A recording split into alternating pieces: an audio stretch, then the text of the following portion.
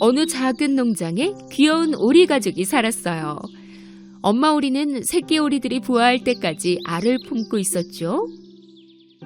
부화할 알들은 정확히 7개였어요. 어느 햇살 좋은 아침에 부화가 시작됐죠. 곧 6마리의 새끼 오리들이 신나게 알을 깨기 시작했어요.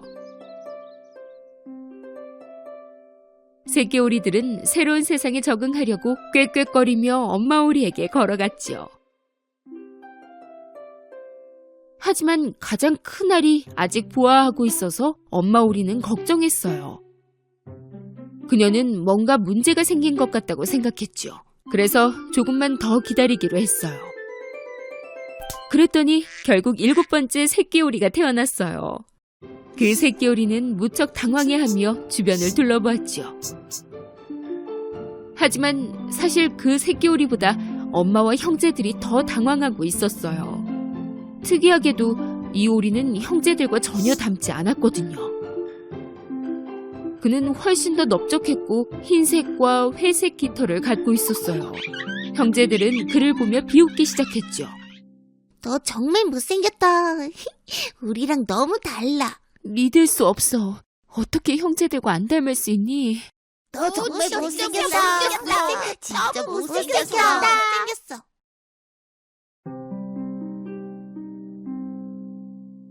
시간이 흐르고 새끼 오리들은 모두 잘 자라주었어요. 하지만 그 미운 오리 새끼는 형제들보다 훨씬 더 커졌어요. 색깔도 물론 달랐죠. 넌 정말 빨리 자란다. 어쩜 그렇게 형제들과 다르니? 시간이 흘러 미운 오리 새끼는 남들과 달라서 슬퍼하며 자랐어요. 형제들 중 아무도 그와 놀고 싶어 하지 않았죠. 네가 너무 못생겨서 너랑 놀지 않을 거야.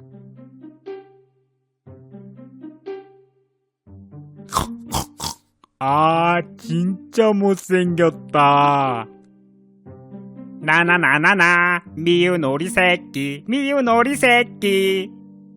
한편 엄마 오리는 그를 보호하려고 최선을 다했어요. 내 불쌍한 아가, 왜 하필 다르게 태어난 거니? 그 불쌍한 미운 오리 새끼는 점점 무서운 생각이 들기 시작했어요. 그는 밤새도록 울면서 아무도 자신을 원하지 않는다고 생각했죠.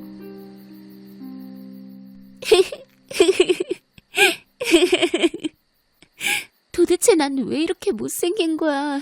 왜 형제들과 닮지 않은 거야?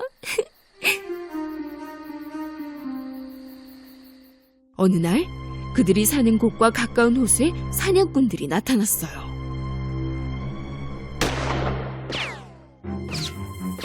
사냥꾼들은 오리들을 발견하곤 사냥을 하기 시작했죠.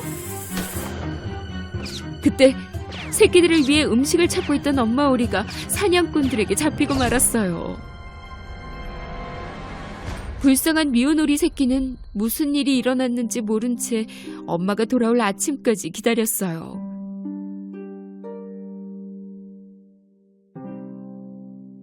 미운 오리 새끼는 이제 뭘 해야 할지 몰랐지요.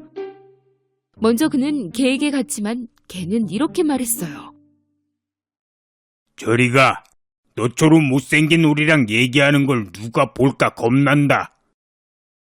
잠시 후 그는 닭에게 갔지만 그녀도 그를 반기지 않았어요. 난 너보다 훨씬 더 이쁘단다. 꾸꾸대 꾸꾸. 미운 오리 새끼는 무척 슬펐어요. 아무도 날 좋아하지 않아. 만약 엄마가 돌아오지 않는다면 내가 이 농장에 머물 이유가 없는 걸.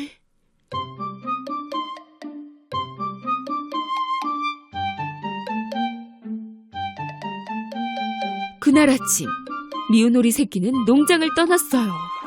그는 호수 반대편으로 수영했죠. 그는 길에서 마주친 모든 동물들에게 같은 질문을 했어요. 저랑 닮은 오리 못 봤나요?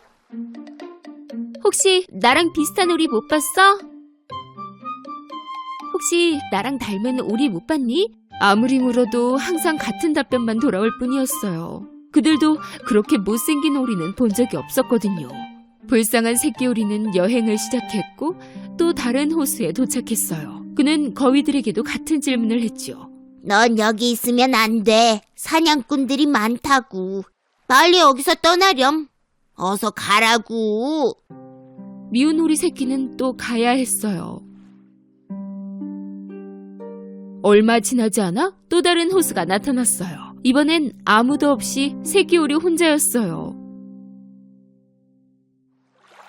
아무도 나를 원하지 않는다면 여기서 평생 숨어 사면 돼.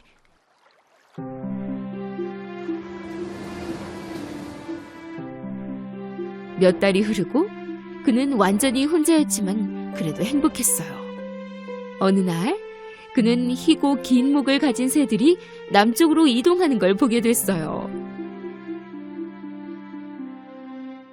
그 오리는 그 모습에 감탄했죠. 우와, 너무 아름답구나. 나도 저랬으면 좋겠다. 겨울이 오고 눈이 내리기 시작했어요.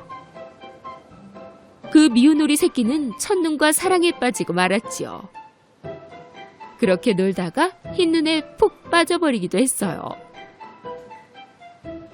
폭설 때문에 미운 오리 새끼는 음식을 찾기 어려웠지만 그래도 음식을 찾으러 걸어 다녔어요. 너무 춥고 힘들었지요. 그 사이 그는 우연히 한 농부를 만났어요. 그 농부는 그를 불쌍히 여겨 자켓을 덮어주었죠. 얼마나 춥니 그래. 불쌍도 하구나 얘야. 우리 집으로 데려가서 다 자랄 때까지 내가 돌봐주마.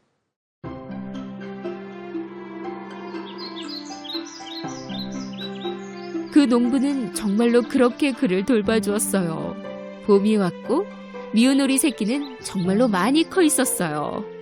그 농부는 미운 오리 새끼가 자유롭게 살 수 있도록 호수에 놓아주기로 결심했어요. 다시 혼자가 되었죠. 얼마 뒤 그는 우연히 물에 비친 자신의 모습을 보게 되었어요.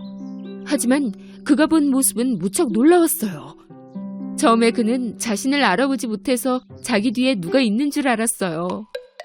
그래서 날개를 펄럭여 보았는데 물속의 모습도 똑같이 하지 뭐예요? 이번엔 목을 긁어보았더니 또 물속에서도 똑같이 움직였어요. 바로 그때 이 놀라운 새가 다른 누군가가 아닌 자기 자신이라는 것을 알아버렸어요. 정말 많이 변했구나. 하늘을 나는 새 같아 보여. 얼른 집에 가서 이런 내 모습을 보여줘야지. 그는 길을 떠났어요. 그렇게 호수에서 수영을 하고 있는데 백조무리가 보이는 게 아니겠어요? 그도 역시 백조였으므로 그들은 그와 함께 다닐 수 있었어요. 미운 오리 새끼가 백조들과 즐거운 여행을 하게 된 거죠. 호숫가에 있던 한 소녀는 백조들을 보자 친구들에게 외쳤어요. 얘들아, 맨 뒤에 어린 백조 좀 봐. 여태껏 본 백조 중에 가장 아름다워. 맞아요. 그는 처음부터 백조였어요. 안타깝게도 알이 오리알들과 섞여버린 것이었죠.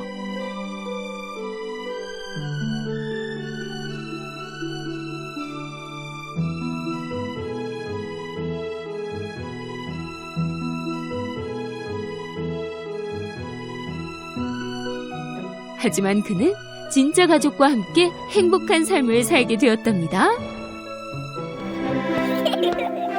어느 화창한 날씨의 봄날, 사람들은 아버지의 날 선물을 사려고 거리에 나와 있었어요. 그의 가게에서 조용히 서 있던 장난감 만드는 제페토 아저씨는 그 모습을 슬프게 보고 있었죠. 왜냐하면 할아버지에겐 선물을 줄 자식이 없었기 때문이에요. 고양이가 무릎에 올라와 앉을 뿐이었어요. 나도 아들이 있었으면. 물론 너도 내 자식이란다, 투투. 할아버지는 나무로 아이처럼 생긴 장난감을 만들고 싶었어요. 그래서 그날 바로 소나무 그루터기로 어린 소년을 조각하기 시작했답니다.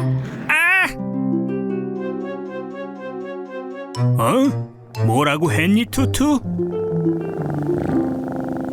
할아버지가 통나무를 조각할 때 이상한 소리가 들렸어요.